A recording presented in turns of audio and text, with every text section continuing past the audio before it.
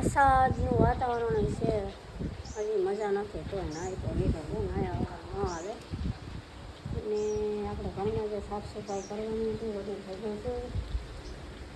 જમવાનું અત્યારે બનાવે છે, કેમ કે 2-3 દિવસથી વરસાદ થોડો જ નથી થતો. જો વાતાવરણ કેવું તળાવે આખું ભરાઈ ગયું. રોજ ડેલી સર્વિસ આજે સવારે ચાલુ હતો 8 વાગ્યાનો, એટલે 9 વાગ્યા લગી તો કાંઈ કામ ન થયું. વરસાદ ચાલુ હતો.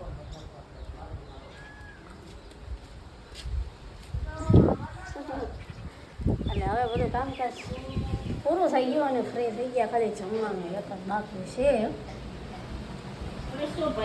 તો બાએ રસોઈ બનાવવાનું કરી દીધું. ચાલો જો આજે થોડું જમવાનું લેટ થી કર બની ગયું, કેમ કે ઘરમાં બધી સાફ સફાઈ હાલતી હતી.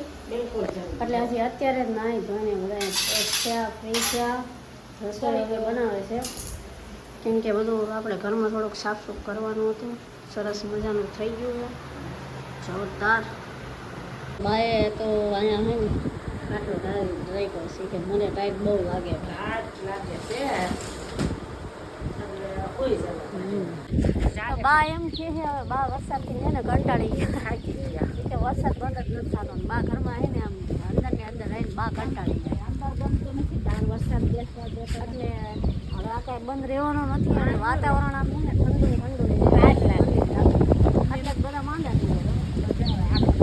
શરદી ઉધરો ઠંડુ ઠંડુ રહે ખાવાનું નામ લેતો જ નથી. હજી તો પાછો ચાલુ થોત થઈ ગયો જો ઝીણો ઝીણો તળાવ આખું સૌતા ગયું.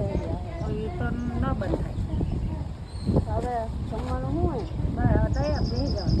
આજ તો કેટલા વાગ્યાના ઉઠ્યા હતા? 8 વાગ્યાના નહીં પણ 6 વાગ્યા. પણ આપણે બધું કામ પણ કરી બહાર ન નીકળી છે ને વરસાદ ચાલુ બેઠા એમ તો જાગી ગયા હતા વહેલા, પણ વરસાદના લીધે કાંઈ નહોતું. પછી ઘરમાં બધું સાફ સફાઈ કરી નાખી મસ્ત. પછી જાય અને હવે અત્યારે નાહી ધોઈ ફ્રેશ થઈ ગયા. જમવાનું બની ગયું અને હવે ખાલી જમવાનું જ બાકી છે. જમવા બેસવાનું પછી જમી ઘરે જઈ જવાનું થોડું.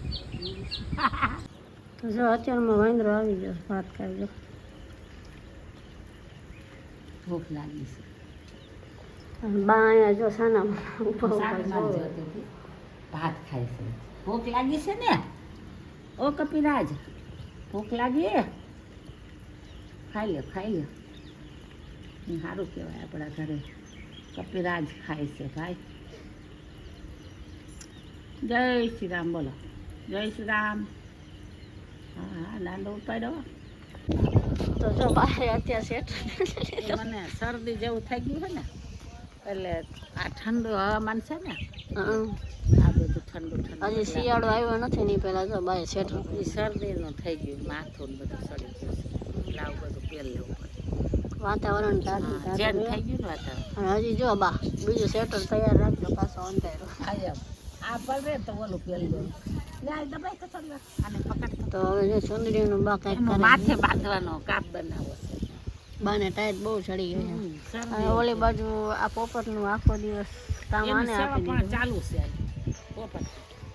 એટલે કન્ટિન્યુ છે ને પોપટને બધું આમ આ વ્યવસ્થા ઈ ફેરવવું કરે છે. પાછું ઘડીક ઉપર નીચે મૂકે, પાછું પાછા નીચે ઘરમાં લઈ જાય છે. હમણાં વરસાદ આવશે એટલે વળી પાછા પાછા ભાડાને અંદર લેવા પડશે એવું બધું. એ પોપટ માટે જ આ ભાઈ આખો દિવસ સેવા. ચાલો હવે રસોઈ બનવાનું ચાલુ થઈ ગયું છે. બાને બનાવવાનું હતું શાક, મેં બનાવી નાખ્યા છે રોટલા. અને બા જો અત્યારે ગાંઠિયાનું શાક તૈયાર થઈ ગયું છે જોરદાર. જો ગાંઠિયાનું શાક તો સરસ તૈયાર હો ભાઈ. અને બાજરીના રોટલા પણ તૈયાર થઈ ગયા છે. અને બા અહીંયા હવે મસાલા ઘરે બનાવે છે. એ બહુ સરસ લાગે ને. જો આ બાજરીના રોટલા તૈયાર. જાતે જાતે કટી હોય હા એટલે એવું સરસ લાગે. તો જો વઘાર લાગી ગયો છો ભાઈ. લીલા મરચાં ખટી જરૂર તો બનાવજો. તો મરચાં ઉડે બહુ. એટલે ખરા એ તો વાંધો ન લાગે.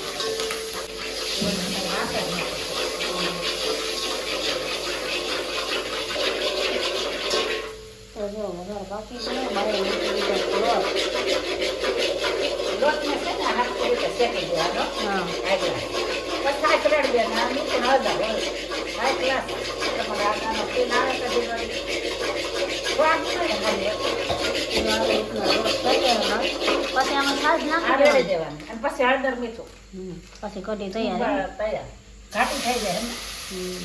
કેમ કે અત્યારે બધાને છે ને શરદી નું ઉધરસ તાવ છે ને ભાવતું નથી ખાવાનું એટલે એના કારણે બહારથી આવું એટલે આવું પડે છે ને સરસ લાગે સ્વાદિષ્ટ લાગે ને હજી તો બહારની ક્યાંય લગે પકાવશે હવે એને થોડી ઘાટી બનવા દેવાની એકદમ ઘટ એટલે ખાવાનું બટકે સડે સમજે આપણે રોટલાના બટકા ઉપર ચડી શકે સરસ હવે મીઠું નાખી દે એટલે કઢી તૈયાર એમાં કાંઈ ઘાય ઘા થઈ જાય તમારે બનાવવાની એકવાર બનાવજો જરૂર એટલે બહુ જ મજા કાંઈ ન આવે હોય. ખાતો રોજ ખવાય એવી લાગે જાઓ ઠીક. જો થઈ ગઈ છે તૈયાર કેવી મસ્ત સરસ મજાની હો ભાઈ નો ઘટે ભાઈ અને વિડીયો હવે ગમે ને આજના વિડીયોને એન્ડ આયા જ કરી નાખી વિડીયો ગમે તો લાઈક કરજો શેર કરજો અને જોવા માટે ચેનલને કરી દેજો સબસ્ક્રાઈબ હવે અમે બધા જમી લેવી હા હા